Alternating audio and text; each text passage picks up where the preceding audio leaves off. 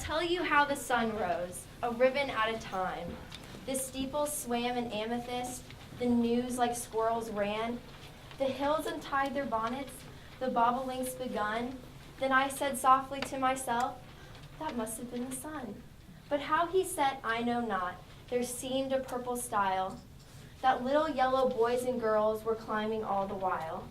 Till when they reached the other side, a dominie in gray put gently up the evening bars and led the flock away. And then in 1915, I helped fund a peace ship to Europe where the war was raging. Oh, so you're against conflict. War does not end war any more than an extraordinarily large conflagration does away with a wildfire. I agree completely. I once wrote to President Woodrow Wilson warning him of the perils of war, but he decided to follow his own path. It feels a shame to be alive when men so brave are dead. I couldn't agree more. I don't believe I've met your acquaintance. My name is Jane Addams. Emily Dickinson, and you are? Henry Ford. Pleasure to meet you, Miss Dickinson. You said something about it being a shame to live when others had died. Were you an opponent of bloodshed as well? The price is great, sublimely paid. Do we deserve a thing that lives like dollars must be piled before we may obtain? I myself have always viewed war as a terrible waste of both time and money. And all those people who laid down their lives, what a terrible shame. Casualties are never scarce in war. During the Civil War, a close friend of mine, Fraser Stearns, died in battle. His death was a devastating blow, not only to me, but all of Amherst, Massachusetts, my hometown. I followed the war closely, letting it influence many of my poems. What made the war so interesting for you? Well, I often wrote poems to my dearest friend, Thomas Higginson, a commander in the Civil War. It was really beneficial for me to have Higginson to share my poetry with, because I shared my work with so few. I always felt sympathy for the citizens caught in the aftermath of war. It was the less fortunate that inspired me to found the Hull House in the first place. The concept of Hull House was to help shelter the immigrant families who came to Chicago at the beginning of the Industrial Revolution, giving them a second chance at life. I personally experienced illness and suffering, so I could relate to the less fortunate of Chicago, which made me want to help in any way I could. Creating Hull House contributed to me being awarded a Nobel Peace Prize. The common man was a large influence of mine as well. Automobiles were expensive and few men could afford them.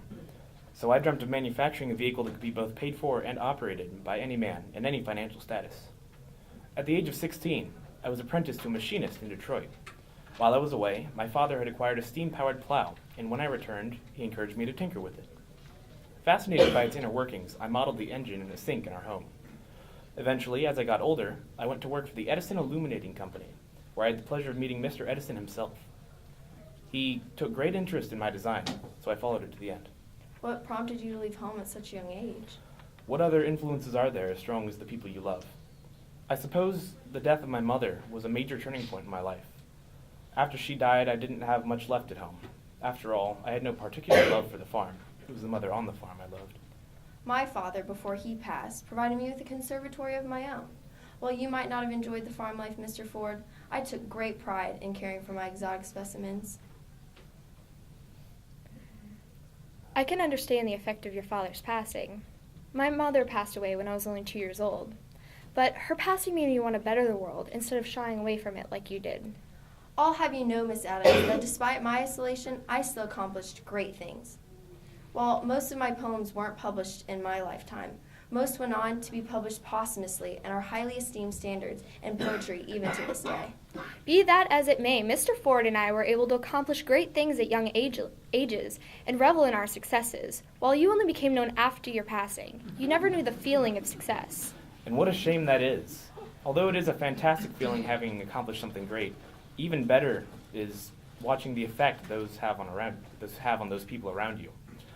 My Ford Model T revolutionized self-transport, and my assembly line cut manufacturing times by more than half. Miss Addams' Hull House and pacifistic actions led the way in women's suffrage and world peace in general. It's all for the good of the people. Well, you see, the thing about me is, I wasn't a people person at all. While there's a certain appeal to the love of the masses, there are definitely drawbacks as well. Fame is a bee. It has a song. It has a sting. Too, it has a wing. Indeed. That's all well and good, of course, but didn't you ever wonder what life could be like if you had been around to see more of them published, Miss Dickinson? Miss Addams, my mind may have ventured to the ideas of fame and success, but as I said, I didn't need all of that in my life. Having only a few published poems in the newspapers was enough for me. Inside, I felt the success, and that was all that mattered. Well, at least for me, the fame followed the success. When I first drew up the prototype for my new automobile, I wanted to spread the word and popularize the capabilities of the design. So I challenged Alexander Winton, automobile racer, to a race. His precision racing machine versus my poor man no-name car. When I won the race, I became a form of local hero overnight. My newfound fame helped greatly in the marketing of my design and the development of my own success. Well, for most of my life, I wasn't necessarily famous. I was a well-known person, but I hadn't become famous until I'd worked with Hull House for a few years. It wasn't about the fame for me. I could have cared less about the fame. It was about helping people like me. I wasn't recognized for my accomplishments until I was nearly 61 years old, when I was awarded the Nobel Peace Prize that I mentioned earlier. In my time, men viewed women as less capable than men, which I must state is absolutely ridiculous. But me being awarded, it made me famous throughout the country because of what men thought of women. A Nobel Peace Prize. I think, while it is a notable achievement, we can all agree that the most honorable award received by any of the three of us was my Grand Cross of the German Eagle. Your what? My Grand Cross of the German Eagle, the highest honor awarded to civilians by the Third Reich. It was awarded to supporters and sympathizers of the Nazi Party before its collapse.